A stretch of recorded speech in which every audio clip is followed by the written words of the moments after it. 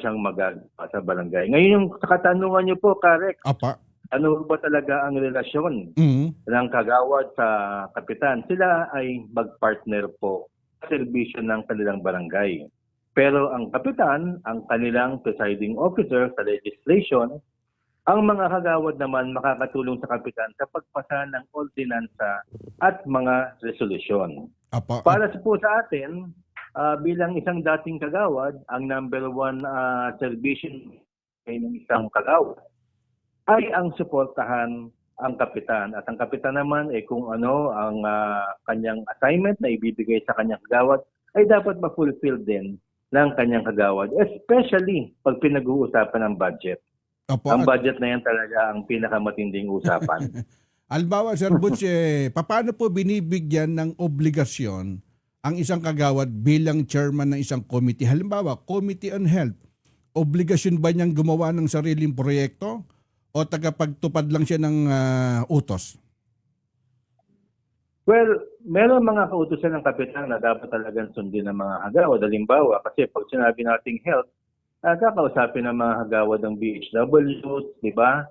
Yung mga BNS, kung sino man, kung meron sila mga roving clinics, mga ganyan, kasama si kagawad. Pero ang main function ng kagawad dyan, magpapasa o mag-iisip siya at magsusulat ng batas tungkol sa health. Ayun po yun, anything na ordinansa at saka resolution na mapapaganda pa niya Apa. at ma-offer niya sa Legislative Council at susuportahan ng kanyang kapitan. Halimbawa, kapitan, Mhm. tayo ay maglaan, magagawa ko ng ordinansa o resolution na maglaan pa tayo ng more than 10% budget sa ating barangay para sa health implementing programs ng ating barangay para makabili tayo ng mga gamot. Apa. At pag sinuportahan ng kapitan yon, ayun po ang kanilang nagiging partnership. Mhm. Kaya, yes, very dynamic ang kanilang mga relasyon ng kapitan at saka ang kagawad. Ang kagawad hindi pwedeng umakto na para siyang executive officer na inuutusan niya yung ganito sa health sector, Apa. nag-uutos siya. Although kasama siya sa planning, Mhm. ang pinakatrabaho ay to pass an ordinance or a resolution at kung ang assignment niya kay kapitan, he has to fulfill it to the best of his abilities. Apa. At Sir Butch, ano ang mangyayari sa isang kagawad na hindi sumisipot sa mga session? Ano yung pinaka-disciplinary action na pwedeng gawin ng sangguniang barangay dun sa paggawa ng ordinance o legislative process?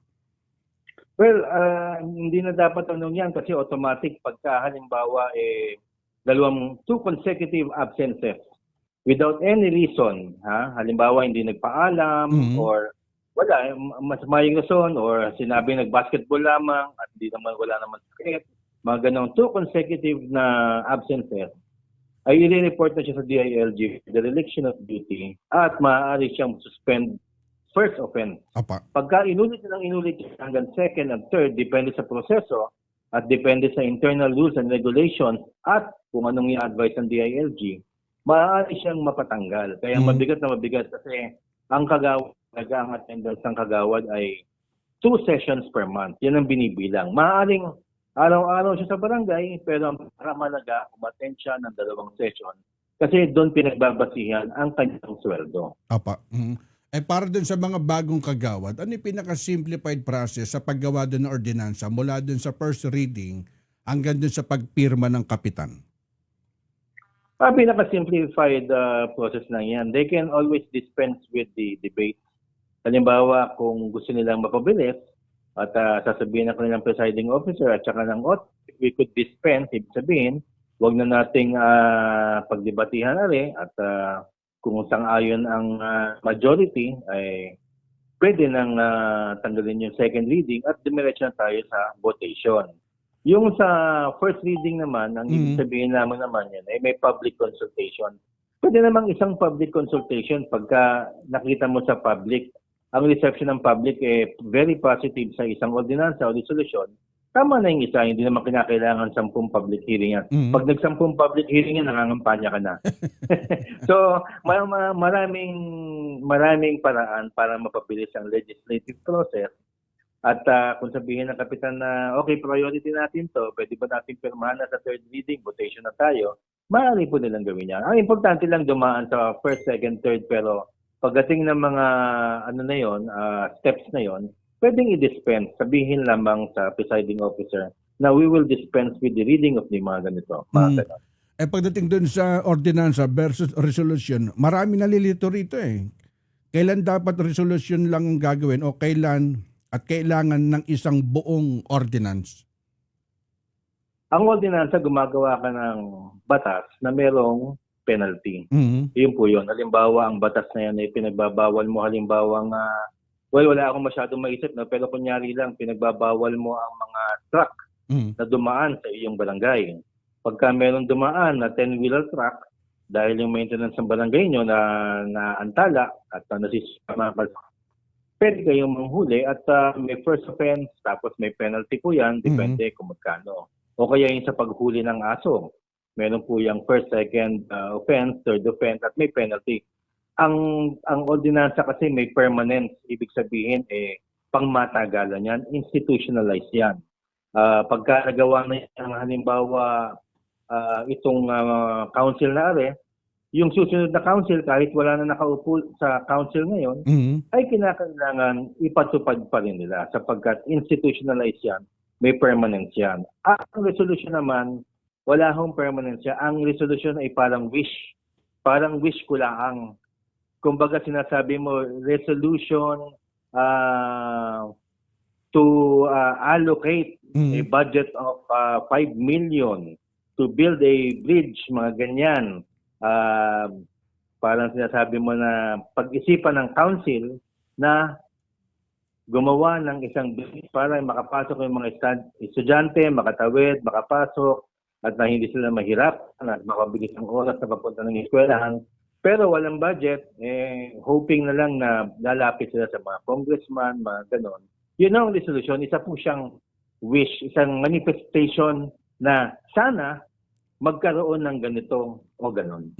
Minsan kasi kapag yung kapwa kagawad, yung council, naiinggit dun sa ordinansa, minsan di sumusuporta eh. Well, may madaling sitwasyon dyan. Yung sitwasyon na yan talaga nangyayari yan, lalo sa politika. Pag mapolitika ang konseho, nangyayari yan. Pero ang maganda dyan, pagka ikaw ang author ng bill o kaya chairman ng komite na nag-handle ng ordinansa na yon, pwede namang gawin co-author lahat.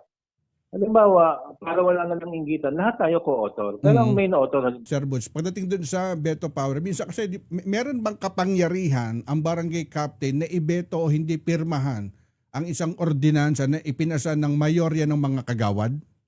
Walang veto power ang barangay captain. Ang may veto power lang, yung mas mataas sa barangay captain is the mayor and the governor. Pero iba pong legislative body sila, sa provincial sa kada city. Sa barangay, walang veto power. Kung ayaw pirmahan ng kapitan ang resolution o ordinansa, it is considered passed kapag kailangan lang naman majority decision. So iaakit na kagad yan sa mas mataas na kapulungan. Pagdating po doon sa honorarium versus salary, bakit po honorarium lang ang tawag doon sa mga natatanggap ng mga opisyal at hindi po sweldo? Meron po bang chance na maging regular salary sa ilalim po ng mga bagong panukalang batas, Sir Butch? Ay, napakaganda ng tanong nyo, Karex. Alam nyo, kaya honorarium yan. Kasi hindi tayo considered, ang mga barangay officials is not considered a regular government employee. Ang barangay officials from down up, from appointed hanggang elected, ay kinoconsider ng ating gobyerno as voluntarism,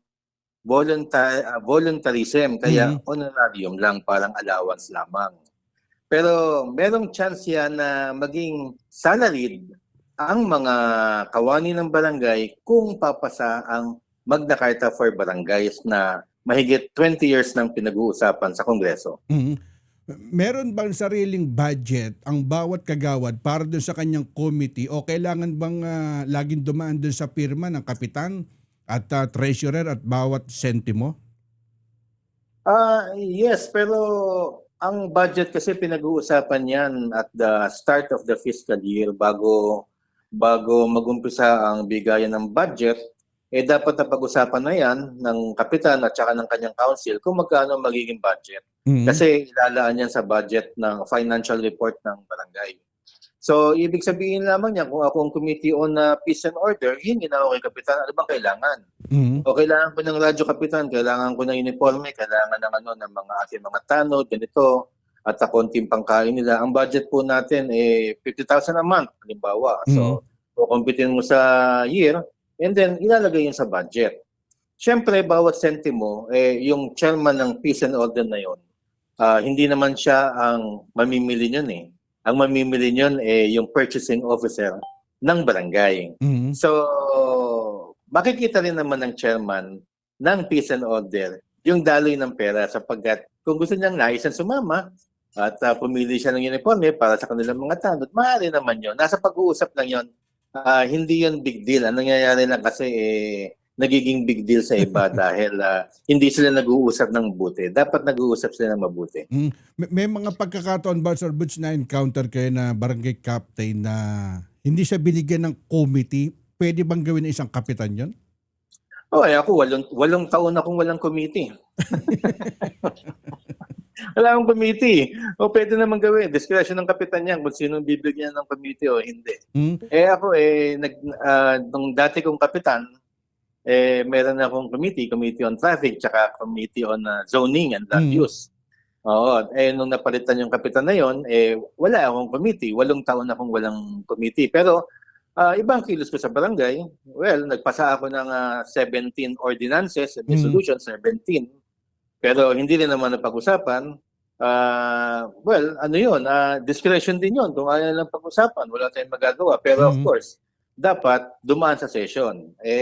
Iba yung panahon ko daragan Kaya dapat ngayon, maganda naman kasi natuto tayo. Pinag-aralan natin yan, Carex. Kaya ngayon, pwede mong kasuhan ng dereliction of duty ang mga council members, ang barangay secretary at ang kapitan, kung hindi pag-uusapan yung pinasa mong ordinansa o resolusyon. At balikan ko lang kasi minsan nangyayari kasi yung kapag yung isang barangay council, kumbaga maganda na naisip niyang idea na barangay ordinance na teka mukhang masasapawan dito yung barangay captain. Maraming kokontra. Depende yan sa kapitan. Kung malawak ang utak ng kapitan, ang ordinansa naman o resolusyon for the implementation of the kapitan. Maaaring ang sumikat ng konti si Kagawad, pero ang mag-i-implement naman yan yung kapitan Kaya sisikat din naman siya, kaya dapat nga suportahan niya yung Kagawad niya. Kung inggitero siya at seloso at ayaw niya talaga, kawawa ang barangay. Kasi kung maganda nga yun para sa taong bayan at ayaw niya ipasa dahil naiinggit lang siya o nagsiselos o ayaw niyang sumikat, baka balang araw ay makalaban niya, maling kapitan yun. Dapat hindi binoboto yung mga ganun tao. Kumbaga ang magbe-benepisyo niyan yung kanilang community dun sa barangay. Yes. Tsaka magkaiba naman sa trabaho. Pinasa ng kakagawad ko yan. Sasabihin ko kung ako kapitan. Pinasa po namin yan sa barangay para po sa inyo. Ito po, ini-implementa po namin. Hindi lahat kayo very good sa tao. Kaya yun lang, cooperation lang, tsaka pag-uusap. Yun ang nawawala sa barangay natin. Naku, marami nakatutok sa atin ng mga aspirante, mga aplikante. Ano pinaka-mensahe niyo, Sir Butch, doon sa mga nagnanais? Doon sa mga nagnanais, siguro yun lang yung puso nyo nasa public service kasi hindi kayo tatagal sa intriga, hindi kayo tatagal ng 10 tama, 1 mali, mali ka na agad. Hindi kayo tatagal kung wala kayong puso para tumulong talaga sa tao. At yung mga tao naman, maghanap ng kagawad at kapitan na tumutulong, hindi yung humihingi ng serbisyo sa barangay at sila pa ang umaasa. Okay, salamat Sir Butch Serrano, yung host ng Sa Barangay Tayo. Sir, salamat po sa pagkakataon. Napakaraming nakuwang idea yung ating mga televiewer. Sana naman po. Maraming salamat. God bless. Si Sir Butch Serrano, yung host po ng Sa Barangay Tayo, ha?